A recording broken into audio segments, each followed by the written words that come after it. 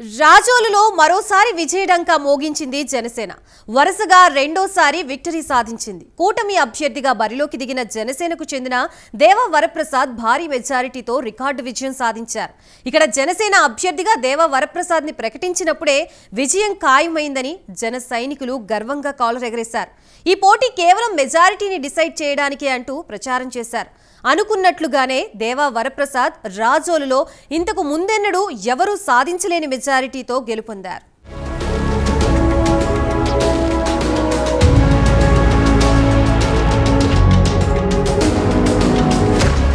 దేవ వరప్రసాద్ నీతి నిజాయితీలకు మారుపేరుగా నిలిచి మంచి పేరు తెచ్చుకున్నారు.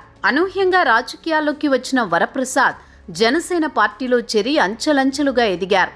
దేవవరప్రసాద్ లాంటి నిజాయితీ పరులు చట్టసభలో ఉండాలన్న ఆకాంక్షతో పవన్ కళ్యాణ్ ఏరికోరి మరీ రాజోలు టికెట్ దేవవరప్రసాద్కు కేటాయించారు. గత ఎన్నికల్లో జనసేన విజయదుందుభి మోగించిన సీటు ఇదే. దేవవరప్రసాద్కు ఉన్న మంచి పేరు, కూటమి పార్టీల బలం, పవన్ కళ్యాణ్ ఇమేజ్, అలాగే ఇక్కడ పెద్ద సంఖ్యలో ఉన్న కాపు సామాజిక వర్గం బలంతో దేవవరప్రసాద్ గ్రాండ్ విక్టరీ సాధించారు.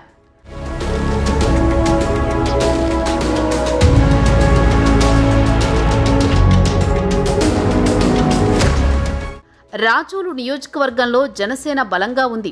ఇక్కడ పవన్కు అభిమానులు ఎక్కువ. అన్ని కులమతాల్లోని పవన్ అభిమానుల బలంతోనే గత ఎన్నికలలో ఇక్కడ జనసేన గెలిచింది. ఇప్పుడు జనసేన బలంతో పాటు టీడీపీ, బీజేపీ బలం తోడవడం, అలాగే దేవవరప్రసాద్కు ఉన్న క్లీన్ ఇమేజ్తో రాజోలులో వార్ వన్ సైడ్ అయిపోయింది. పంచాయతీ ఎన్నికల్లో జనసేన ఇక్కడ ప్రభంజనం సృష్టించింది. పలు గ్రామ పంచాయతీలను గెలుచుకున్న జనసేన బలంగా తన సత్తాను చాటింది. ఇక ఈ ఎన్నికల్లో కూటమి అభ్యర్థి దేవవరప్రసాద్కు భారీగా రెస్పాన్స్ వచ్చింది. అందరినీ కలుపుకుని పోయే నేత కావడంతో టీడీపీ, బీజేపీ క్యాడర్ ఆయనతో ఈజీగా కనెక్ట్ అయిపోయారు. వరప్రసాద్ గెలుపు కోసం వారంతా తమ వంతు కృషి చేశారు.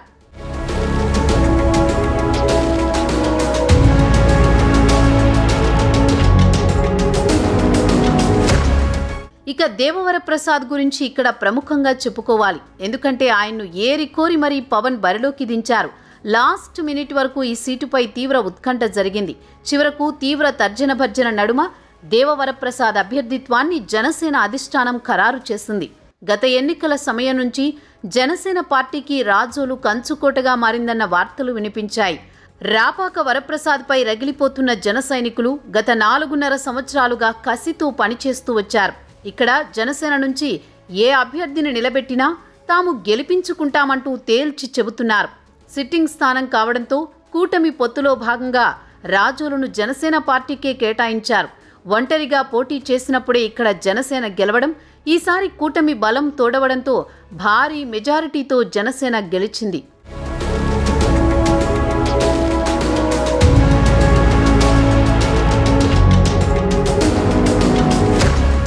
దేవవరప్రసాద్ రిటైర్డ్ ఐఏఎస్ అధికారి.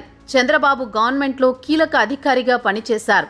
ఇటు పవన్కు అత్యంత సన్నిహితుడిగా ఉంటూ జనసేన జనవాణి కార్యక్రమాలకు ఇన్ఛార్జిగా కూడా వ్యవహరించారు. వరప్రసాద్ సొంత గ్రామం రాజోలు నియోజకవర్గం పరిధిలో ఉండడం, అటు చంద్రబాబుతో కూడా సన్నిహిత సంబంధాలు ఉండడం, ఐఏఎస్ అధికారిగా ఆయన సిన్సియారిటీ, క్లీన్ ఇమేజ్ లాంటివి పరిగణలోకి తీసుకుని దేవవరప్రసాద్ను బరిలోకి దించారు పవన్. దేవవరప్రసాద్ జనసేన పార్టీని రాజోలు నియోజకవర్గంలో మరింత యాక్టివ్ చేశారు. ఇప్పుడు అదే ఆయనకు మంచి విజయాన్ని తెచ్చిపెట్టింది. ఇక వరప్రసాద్కు మంత్రివర్గంలో చోటు లభిస్తుందనే ప్రచారం జరుగుతోంది. బ్యూరోక్రాట్ అయి ఉండడం, ప్రభుత్వ పాలసీలపై అవగాహన, అడ్మినిస్ట్రేషన్పై పట్టు, ఇవన్నీ కూడా ఆయన్ని మంత్రివర్గ రేసులో నిలబెట్టాయి.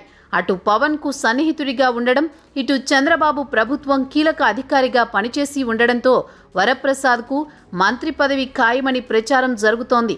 చూడాలి మరి దేవవరప్రసాద్ అదృష్టం ఎలా ఉందో.